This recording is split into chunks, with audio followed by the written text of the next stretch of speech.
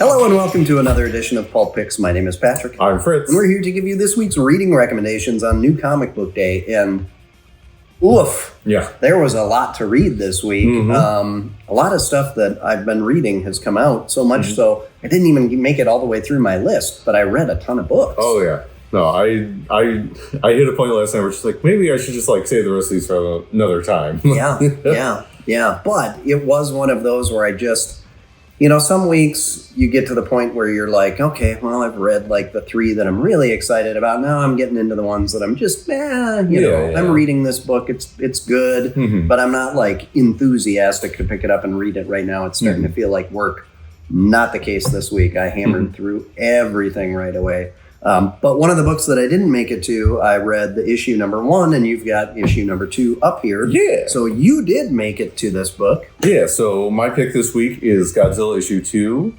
Issue 2 of the new Kaisei era that they're doing their whole like little shared universe with this Dead Zone, and Starship Godzilla is coming out, I think. Oh yeah. It's either this month or next month. Yeah, I don't remember. But there's so much going on right now. God, there really is. Next week with Deadpool Batman alone is going to be a nightmare. Oh, that's next week. That's why our charge was so big. Yes. But yes, anyways, Godzilla issue 2. So we pick up where we left off last issue. Jason, kind of our main protagonist character, has been dragged over a boat by weird giant leeches. Yeah. And upon being rescued, they are like, hey, what are these things? And they kind of like, they go to study them. They're trying to figure out like, what are these? Do they have anything to do with what happened just recently with Anguirus attacking? And they kind of discover like, oh yeah, like these things are like actively able to siphon off like Kaisei energy from the monster. So they're just like, we should use this, and promptly load them up on a boat with a bunch of herring and just go out into the middle of the ocean to try and get Godzilla to show up. Yeah. And it's not Godzilla that shows up. It's a whole other thing they weren't expecting, which it's such a cool little, without like getting too deep into the spoilers of it, part of what's been interesting about this world is because a lot of times with a lot of Godzilla media, it feels like, whether it's more of the American stuff or even a lot of the Japanese stuff, it's like, even with all these monsters running around, like, it's just kind of like the world as normal. Yeah. Like, things don't really change. Like, you'll have like stuff that like, kind of like, makes you think things are going to be different or whatever, but like society more or less like, functions as is. Like, the King of the Monsters movie from like 2019, Washington, D.C. is underwater and monsters destroy half of it. But like apparently the United States is still like just functioning after that. Yeah, no problem. Yeah. Whereas like this, like the whole world is kind of like thrown, like a lot of nation states still exist, but like they're clearly like not the states that we recognize them in.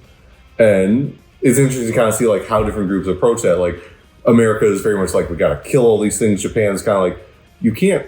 This is like fighting a hurricane. You can't really do that. Right. Yep, there's only kind of like living with it to a certain extent.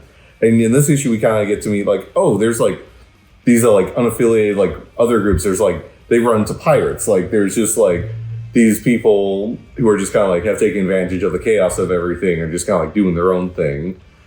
And kind of getting to see like that. It's similar to like with the Dead Zone comic where it's just like, yeah, like what happens in these areas where like things just kind of like fall apart and there's no like government or society there to really function anymore.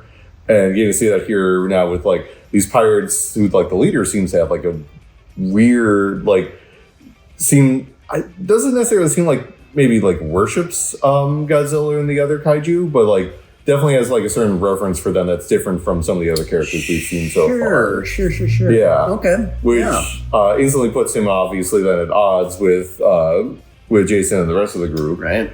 And we also in this issue we get a little more like backstory on Jason, kind of what happened. We got to see in the first issue what happened recently when Godzilla and him met in New York, but there's apparently like an earlier incident which opens a lot of other like doors to like, oh yeah, why is Godzilla like showing up like this? What is Jason's whole backstory and like how he has the abilities he has and everything. Yeah. We get a bit more of some of the other side characters, kind of their interpersonal dynamics. There's one who's very much kind of like your self-obsessed, like streaming person.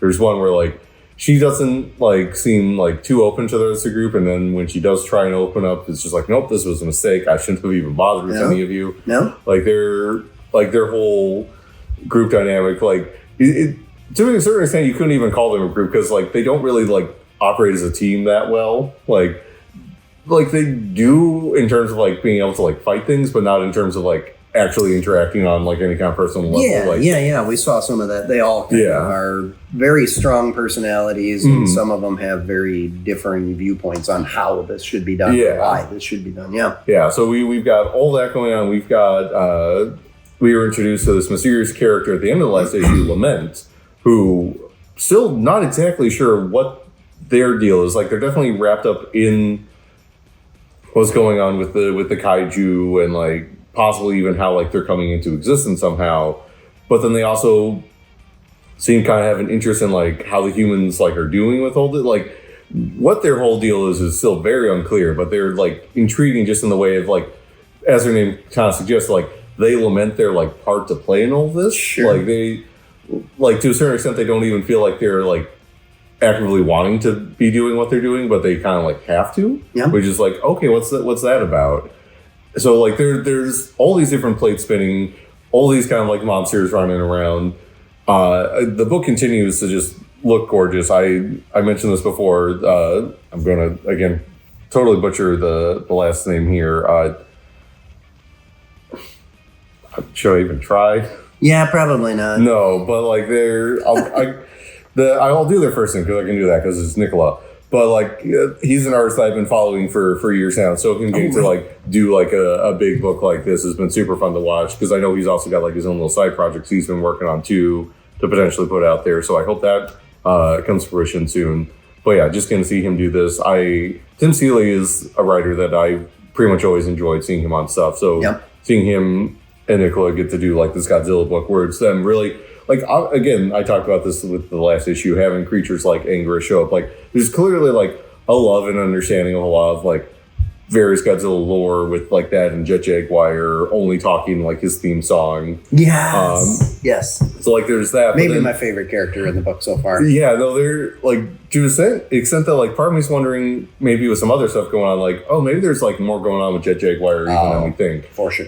But, like, and all that, but still also being like, what if we just do this other crazy thing that like that we have that hasn't been done with the franchise before? Like there's no, to a certain extent, I don't think they've really made the comparison themselves over at IDW, but like it does feel very familiar in terms of like how the Absolute or Ultimate books are like, what if we just kind of like get a little weird with it sometimes? Yeah. So like there's definitely that kind of vibe to it. They're definitely, when we talked about this with what is it, the Wastelands book or what's Deadlands. Deadlands.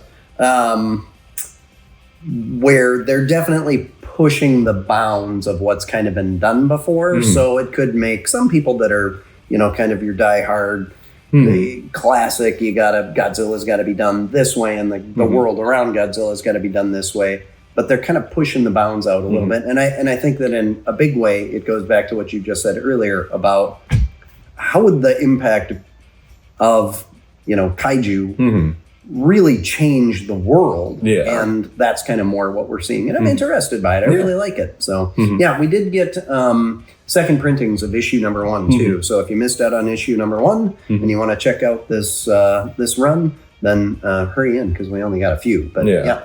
Also, if you're a Godzilla fan, we had someone trading some Godzilla mugs recently. So they're super cool. That's right. They're the 70th anniversary mugs. Yeah, they're very cool. Already moved a few of them. So yeah. Don't put them in a microwave. So do not microwave these things. No. Or you might create Godzilla. Yeah. But that'd be cool, though. That would be cool. Speaking of things that are cool too. So I went with Imperial War Nova Centurion, the one shot that's happening between the issues with all the other one shots. So this is Jed MacKay is going to be doing the ongoing Nova book that's going to spin out of this one, and then Hickman is kind of overseeing the whole thing, so they get co-writing credit. And then Matteo De La Fonte did the art on this one. I really dug the art. I thought it was a really good fit for Nova. We're really getting a lot of that kind of Annihilation Nova vibe, but they're keeping in a lot of the character, I don't want to say growth, because in a lot of ways, Rich has been through the ringer because he lived in the Cancerverse. Yeah. You know, basically dying without being able to die over and over and over again. He had to make some tough choices to get out of there. He's got to kind of face some of those choices in this book. So you've still got that kind of that battle-weary veteran kind of aspect that came out of Annihilation and Annihilation Conquest. But he's really been dealing with all the trauma that he's had to go through, and that was kind of being addressed in X-Men Red, where he was kind of dealing with a lot of that stuff. So I really like that they're embracing all of the character stuff that has been happening. And then this book does two things, and we were talking about this as we came in. One, it didn't answer major questions for the ongoing series because we already knew because of what's been happening. But it answers, how do the people who need to know what's happening so that they can do something about it and intervene find out? And so we started addressing that, like how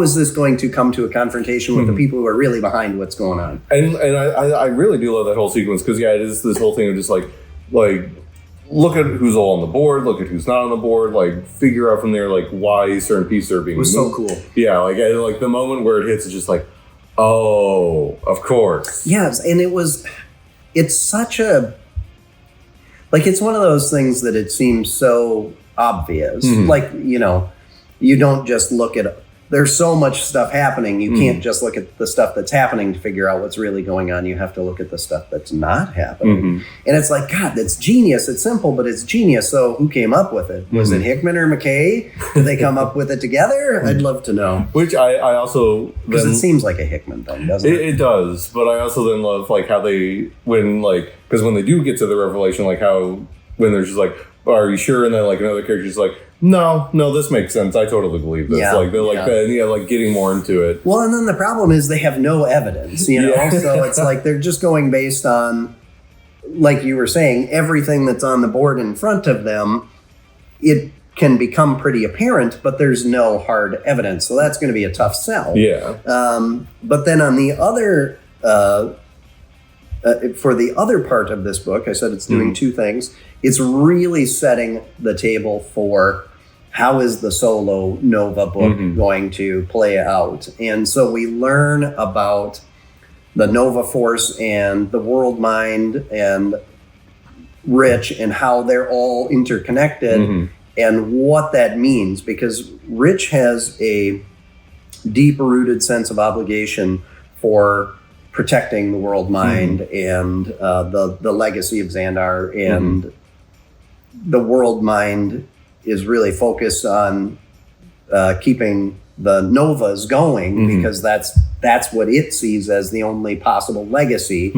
So it's going to be really interesting because they put some real hard restraints on what they can do, and there are going to be ramifications for it. And I don't want to get into it because I thought that it was really cool, and I want you to have that unfold for yourselves. But yeah, it was just this was such a good book. And so here's the asterisk. I'm a huge Nova fan. Really? Yeah. I would never have guessed. Huge Nova fan. The various Nova things in your office would never keep me off. Yeah. I met Mark Bagley a number of years ago at a con, and I ordered a commission from him. And so he's like, all right, so what do you want Spider-Man to be doing? And I was like, actually, would you do Nova? And he was like, Nova? Like, Nova? Like, you know, I've drawn more Spider-Man comic books than anybody else alive, right? I'm like, I know, I really liked your run on New Warriors. I'm a dork. All right, so anyway, yeah, I think it was really good. And if you're reading Imperial War, you know, the main ongoing miniseries, this is, again, we said so far, the Black Panther book really ties into the main arc. Last week's Exiles really tied into the main arc, and this one really tied into the main arc. I enjoyed the She-Hulk book. I recommend it also. it's really more just setting up what's going to happen after Imperial War, I think, rather than any major consequences to that main book. Yeah. Which, on that note, also both Planet She-Hulk and Nova Centurion are available for pre-order for November. So if you were a fan of that book and then are thinking about this book, like those are both available. And then the Black Panther Intergalactic Wakanda is coming out in December. It's not available for pre-order yet, but they did announce that it's going. Like they announced like the team and everything for it. That one looks like it's just going to be a miniseries. So like I'm curious if what some of the other ones might then be miniseries coming out too then. But yeah, no, like again, all these one shot book. It's going to run forever. I mean, it if it's even half as good as his Moon Knight run, it probably will. Oh, that would be so great. I'd be so excited about that. But yeah, so if you're curious about any of these one-shots or anything with the space stuff, like, let us know. We'll get you down for them. We'll get you down for the ongoings. Like, and again, that's the case for any of these books. Like, if you're ever like, oh, even if it's just like, I just want to check out this one issue, we can do that for you. Just let us know. Yeah. Yeah, and it really helps us. I know that we've got a number of number ones that hit the shelf today, and then we've got a whole bunch that I've been ordering recently, and it's really hard to gauge getting enough in to meet the demand if people don't sign up for it early enough. So like, help us help you. Let us know early, at least 3 weeks in advance of the issues that you're looking for, the new series that are coming out in particular, because then that allows us to get enough copies on the shelf. Otherwise, we're just kind of taking a shot in the dark. Because we definitely had where like we think we've ordered enough, and then a bunch of people sign up, and then we've got like maybe one shelf copy. So like if you weren't one of those people who then did sign up, you're like, oh well, I guess I'm out of luck. We had like 50 copies of Batman #1. We sold out by Thursday, I think, and that's 150% of what we were what we were ordering for the regular ongoing Batman series. So it's just really hard to gauge because we did not have that many people signed up for it. We sold a ton. Well, we didn't have that many people signed up for it when I ordered it. Which again, it was 3 weeks in advance. Yeah. So that's helpful information. All right. So now we've got a couple things that are kind of new and fresh and launching new things, and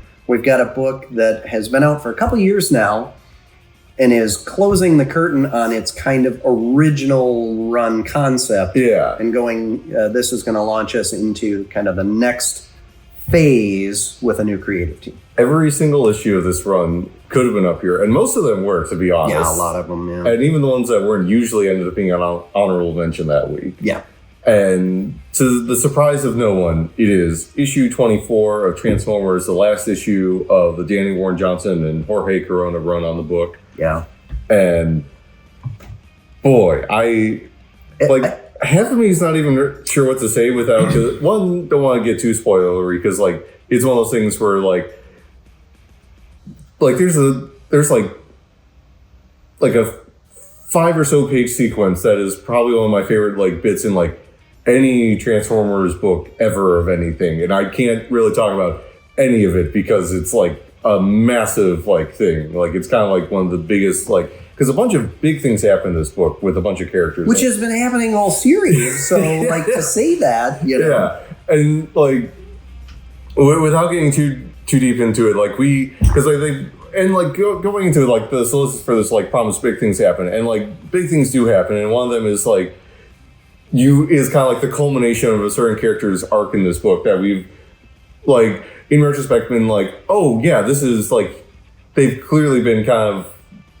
like one of the main like driving, like you see like why their story is like threaded through the way it is in terms of like how we see them at this point, how we see them at that point, like it. And then the way it comes together here is just like, oh, well, okay, I get it. And so this book is doing a number of things really well. Like, so it's blazing a new path and telling a new interesting story for a lot of characters that we're very, very familiar with. They've shown up many times in other iterations. But it's also really tapping into the nostalgia of all of these characters. In this, there are some lines lifted directly from something else. There's a specific cover that we have here that is very reminiscent of a certain famous scene from a certain famous movie. Is that the one that I bagged specially? Yes. Yeah. Okay. Yes, exactly. And so there's definitely both a desire to do something new and interesting and worthwhile, not just rehashing the old. While at the same time having a deep appreciation for a lot of the different Transformers stories that have been told in the past. But the nuance of the storytelling in this, which is kind of bonkers to me, because Daniel Warren Johnson started as an illustrator, of course, and has written a number of things, but, definitely the notoriety for him as a creator is on more the penciling side, right? Which I do feel is a shame, because like you read his stuff and like there's never a moment where it doesn't feel like he's putting his like all of his heart into everything he's doing. Like everything he does always just like drips with so much emotion. Absolutely. And I would love to hear the recordings of the I'm assuming telephone calls that were happening between Daniel Warren Johnson and Jorge Corona. I'm like, okay, and on this one, I want this wrestling move, and it's got to be really dynamic because, DWJ is a big wrestling fan and whatever, and that has certainly shown up a number of times too. But the nuance of it, the subtlety of how well the storytelling is being executed in here is you take the juxtaposition of the character that you were just alluding to, and then another character who was always kind of more of a background character in the original run, and has had a philosophy that they have stuck to throughout this whole thing. And you look at those two characters in contrast to each other and how their story arcs have been running through this whole thing, and how that really... That contrast between the two of them is so palpable by the end of this issue that the tragedy on the one hand, and it's not even like the victory or the success on the victory's not work. It's not a success on the other hand. But one sold their soul, and one did not. Yeah. And so to see how that played out was just heartbreaking. Like, honestly, there's a couple moments in this issue that, like, and I've had comments like this in the past, funny enough, some of them also Transformers books, that have, like, legitimately, like, made me kind of, like, almost want to cry, just of, like, how much I'm feeling in the moment. And this is, like... I feel silly feeling so sad about the terrible things that are happening to imaginary robots. No, yeah. But like again, like because we've talked about this so much throughout this entire run, that how much of this book is about like very much like the horrors and ravage of war, like how it has affected these people in both like these like very obvious negative ways, just in how much it strikes on them down to like doing things that they never would have done before. Yeah. But then there's these little moments of like how it makes certain characters realize like the truth about themselves, like what they like really want to be and do, how they are able to like connect with other people, well, whether it be like other Transformers or meeting humans. Yeah. And it's just we sing again pretty much every time a new issue of this book comes out. We sing its praises. We have nothing but the highest praise to give. But it's just it's been a long time, and even with all the other books I'm enjoying right now, and there's a lot of them, like there's so much good stuff coming out right now. Like this specific one has held such a special place in my heart. And I remember when because like I was a big fan of a lot of the IDW stuff back when they were doing the book, and it was very curious, like when it's just like when they lost the license, like, oh, who's going to get it? We get the whole announcement like, oh, it's going to be Image, we're going to get Danny Warren Johnson. I'm just like, okay, this is like feels like it's going to be kind of a different thing. Like obviously we're still like playing in the whole like Marvel like comic Sumbo animation like world of it all, but then like really getting into it, and how again you were talking about like there's clearly like a love and nostalgia for the old stuff here, but like it never feels like that's like the dominating thing. It feels it's very clear like, okay, I take my love and affection for this very specific like version of it, and then I run with that.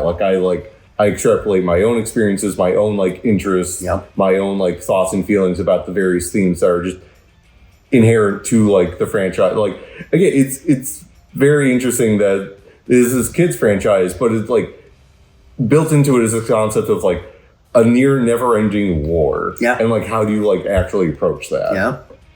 And I think Johnson, Corona, the entire team at Skybound working on this like did an amazing job here.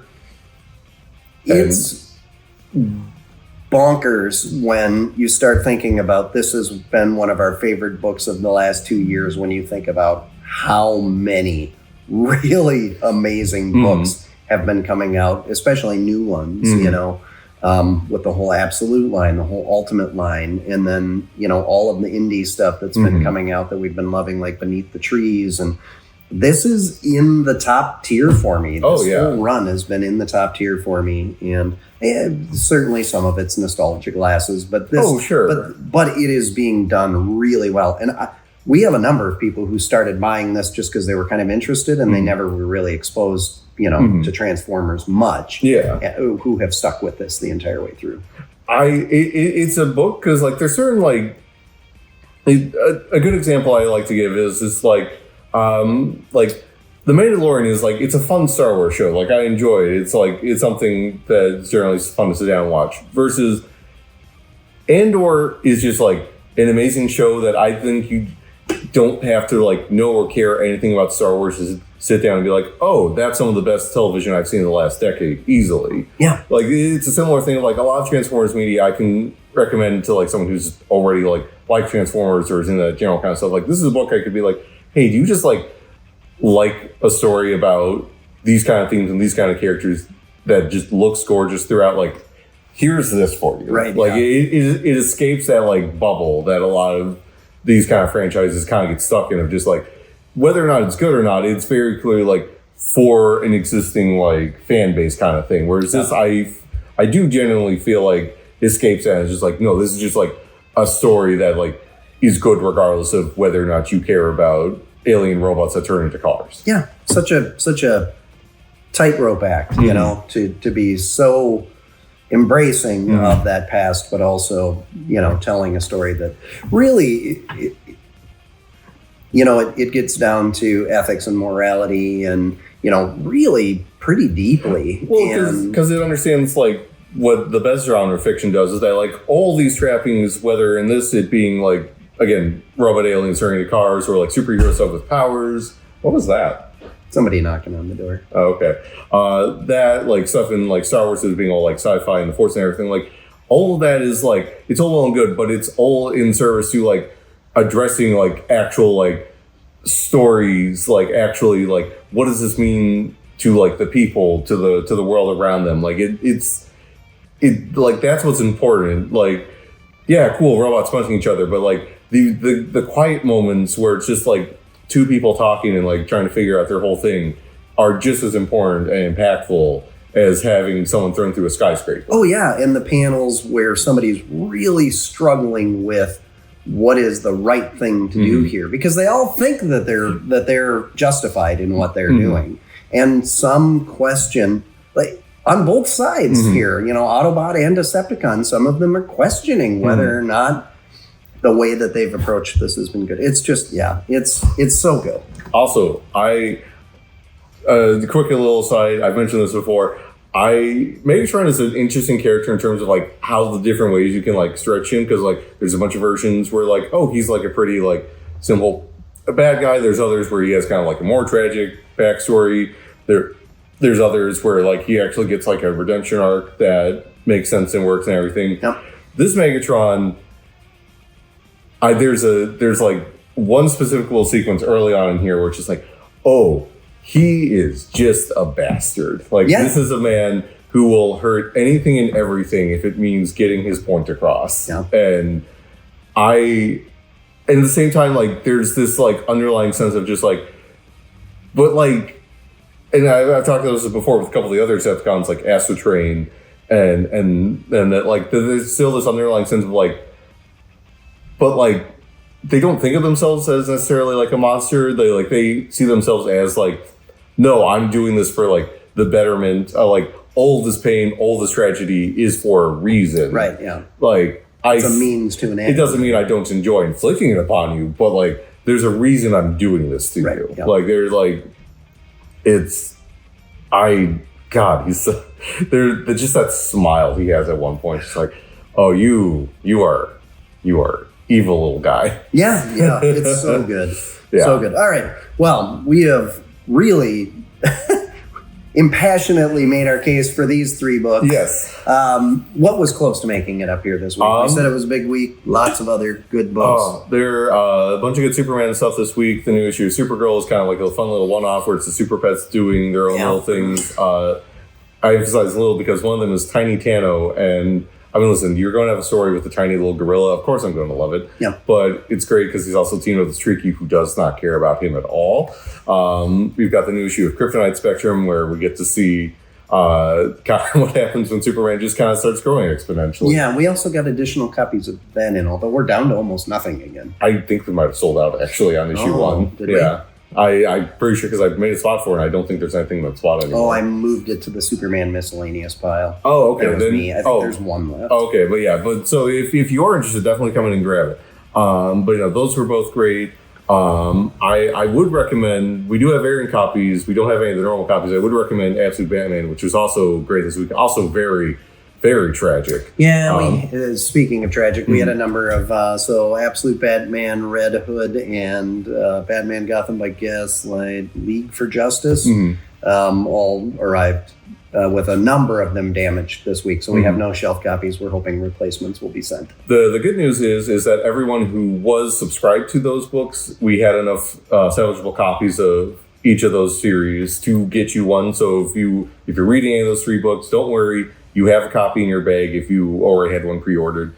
And the good news is we do at least have variants for Absolute Batman and Red Hood here. Yep. So if you are still interested in wanting to get a copy this week and you don't want to wait for the replacements to come in, you do have that option. Yep. And if you're shelf shopping for those, hopefully in a week or 2, we'll have the replacements. So. Also, speaking of replacements, last week we got in our X-Men replacements. This week we got in our Green Lantern replacements. Yeah. So that's all good to go there for those people.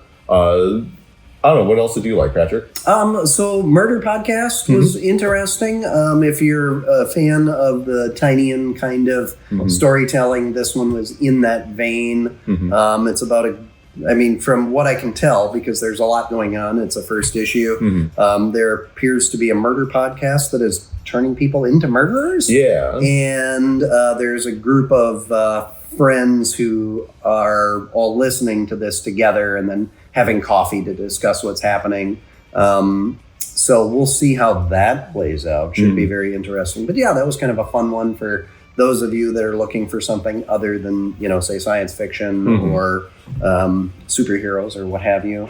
Undead Iron Fist, I thought was really good. I wasn't sure what to expect because I was unfamiliar with the creative team, but that one was really good. Absolute Batman, like you said, was great. I felt like, Captain America, we're selling a ton of copies. I'm sure that a lot of that has to do with, Cap is just a character that people like. Chip Zdarsky's a writer that people like, right? Yeah, Zdarsky's on it. Right? Yeah. And I questioned myself for a second there. And I felt like issue 1 was really interesting. I felt like issue 2 was, had me a little nervous. It was a lot of board positioning. Yeah, and I just, so anyway, I wasn't as high on issue 2, but issue 3 I felt like, all right. Yeah, this is starting to feel more like a Zdarsky kind of story. Yeah, issue 3, I really enjoyed. I did almost think about having it up here, but I loved my Godzilla boy too much. Yeah, there's something about putting Steve Rogers in a position where he's in way over his head, and there's no real good way out for him because you like to see how he just never gives up. He's just always willing to fight as hard as he needs to fight in order to, make it through. So, bunch of good stuff. Yeah. There's been so much good. The new Punisher book by Ben Percy dropped this week too. Now there's another one where this is kind of where I was saying like, okay, you got to sign up for this stuff in advance because, we were going kind of based on the temperature that we were taking here in the store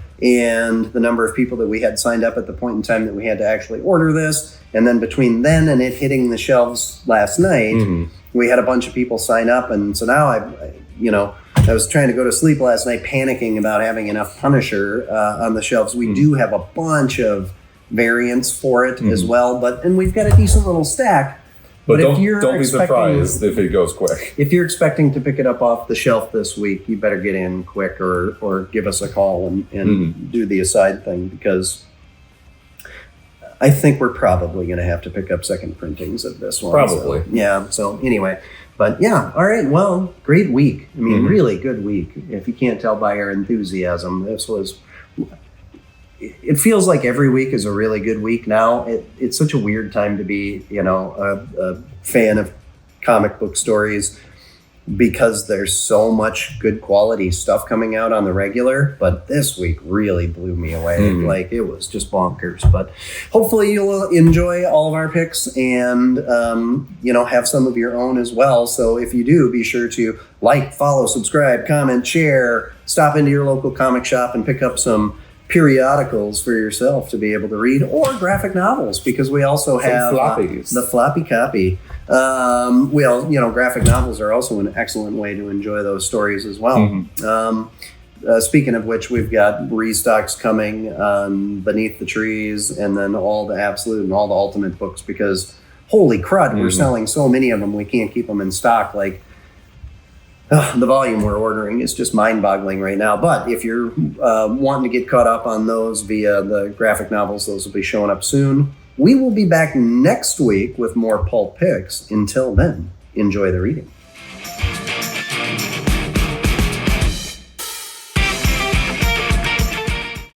Probably should have mentioned something about Batman Day. Oh, well, I mean, that's next weekend, so... Yeah, so we've got another episode. This can also just be the post-credit scene. Who knows? It could be.